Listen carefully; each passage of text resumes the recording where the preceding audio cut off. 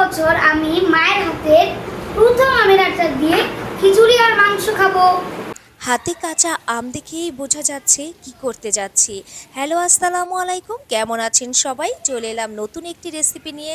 আর এজন্য আমি আমগুলো ছোট ছোট টুকরো করে কেটে নিয়েছি। কেটে ধুয়ে পানি ঝারিয়ে এরপর এর মধ্যে লবণ ও হলুদ দিয়ে মাখিয়ে 2 ঘন্টা ফ্যানের নিচে রেখে দিয়েছি। আর এদিকে করে নিয়েছি আমি একটা মশলা, তা হলো আখের গুড় মিহি করে নিয়েছি, গোটা গোটা আদা কেটে নিয়েছি, শুকনা মরিচ, এরপর হালকা ভাজা পাঁচফোড়ন আর পাঁচফোড়নের গুঁড়া আর রসুন। আর আমি অন্যদিকে চুলায় একটা পাত্রে সরিষার তেল গরম করে নিয়ে এর মধ্যে গোটা রসুনগুলো ছেড়ে দিয়েছি। রসুনগুলো গরম হয়ে এলে এর মধ্যে দিয়ে দিব সেই আদাগুলো। আদাটা বেটে দেয়া যেত, কিন্তু আমি এই আচারটা খুব সহজে সবসময় করি। এটা বাটাবাটির ঝামেলা করি না। আর আপনারা চাইলে যে কেউ যে কোনো জায়গায় বসে আচারটা সহজে করে নিতে পারেন। যেহেতু বাটার ঝামেলা নেই, রোদ্রে শুকানোর ঝামেলা নেই, কোনো ঝামেলাই নেই। জাস্ট এভাবে করেই আপনি সারা বছরের জন্য রেখে দিতে পারবেন। এই যে এবার আমি সেই গোটা পাঁচফোড়নগুলো দিয়ে দিচ্ছি, আর এরপর দিয়ে দিব গোটা সরিষা। সরিষাটাও বেটে দেওয়া যেত, যেহেতু আমি বলেছি আজকে কোনো বাটাবাটি হবে না, আমি সবটাই গোটা মশলা দিয়ে করব। আর আমি কিন্তু আজকে করতে যাচ্ছি টক ঝাল মিষ্টি আচার। মিষ্টির পরিমাণটা একটু কম দিব, যেন এটা সব কিছুর সাথেই খাওয়া যায়। আর আমি সাধারণত এটা খিচুড়ির সাথেই খেয়ে থাকি। আমার বাসায় তো এটা সবাই খুব বেশি পছন্দ করে, বিশেষ করে খিচুড়ির সাথে বা পোলাওয়ের সাথে। তো তেলটা যখন গরম হয়ে আসবে ঠিক তখন আমি এর মধ্যে আমগুলো দিয়ে দিব।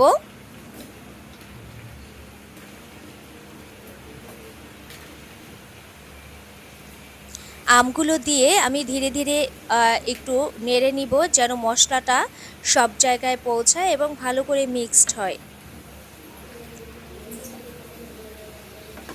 আমি এখানে প্রায় 2 কেজির মতো আম নিয়েছি, আর এটা আমি সারা বছর রেখে খাবো। বিশেষ করে সকালবেলা আমি বেশি খিচুড়ি খাওয়া হয়, আর সেই খিচুড়ির সাথে এই আচারটা আমি খাই। এই আচারটা হলে এর সাথে মাংস, মাছ, ডিম কোনো কিছুই দরকার হয় না, এমনি খিচুড়িটা খেয়ে নেওয়া যায়। তো আম যেহেতু চুলায় দিলে খুব সহজেই গলে যায়, তাই আমি 2 মিনিট রেখে যখন দেখলাম অর্ধেক সিদ্ধ হয়ে এসেছে, ঠিক সেই মুহূর্তে আমি গুড় দিয়ে দিচ্ছি এর মধ্যে।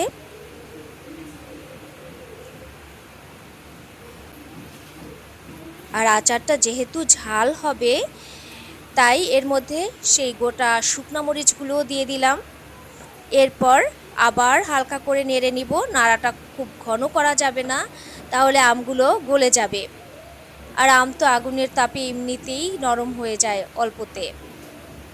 তো এই সময়টা একটু কেয়ারফুল থাকতে হবে যেন এটা গলে না যায়।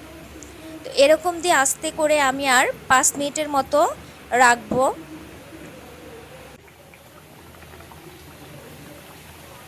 এই আচারটা কিন্তু আমি একটু তেল বেশি ব্যবহার করেছি, কারণ এই জানি যেহেতু টক ঝাল মিষ্টি আচারে তেলটা এত যায় না, তারপরও আমি একটু বেশি দিয়েছি। কারণ আমি মাঝে মাঝে খিচুড়ির মধ্যে তেলটা দিয়ে দেই, আবার মাঝে মাঝে চিকেনের মধ্যে দিয়ে দেই। ওই যে আচারি চিকেন, আচারি খিচুড়ি, এগুলো করার জন্য এই তেলটা খুব কাজে লাগে। আর এরপর আমি সেই পাঁচফোড়নের গুঁড়োটা দিয়ে দিলাম। এবার চুলা অফ করে নামানোর পালা।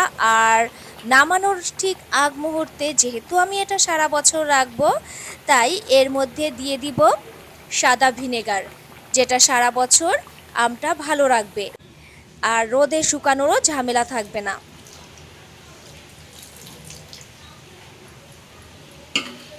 তো সাদা ভিনেগারটা দেওয়ার পর আমি চুলা অফ করে কিছুক্ষণ এভাবে রেখে দিব। আর রেখে যখন ঠান্ডা হয়ে আসবে তখন আমি একটা কাচের বয়মে ভরে ফ্রিজেও রাখতে পারি, আবার বাইরেও রাখতে পারি। কোনোভাবেই এটা নষ্ট হবে না, আর নির্দ্বিধায় সারা বছর এটা চলবে। আর আমার বাসায় তো এটা ছাড়া চলেই না। এই বছর আমি মায়ের হাতের প্রথম আমের আচার দিয়ে খিচুড়ি আর মাংস খাবো।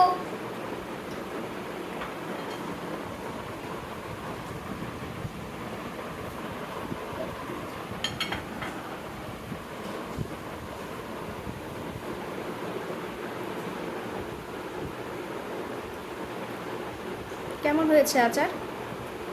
অনেক মজা হয়েছে। আচ্ছা মা, হুম। তুমি এত সুন্দর রান্না করো কিভাবে? খিচুড়ি কেমন হয়েছে? সব কিছুই ভালো হয়েছে আজকে। তাই? হুম। আচ্ছা, তাহলে কবজি ডুবিয়ে খেয়ে নাও। আর আল্লাহ হাফেজ করে দাও সবাইকে। সবাইকে আল্লাহ হাফেজ। ভালো থাকবেন ভালো সবাই। থাকবেন, সুস্থ থাকবেন। সবাইকে আল্লাহ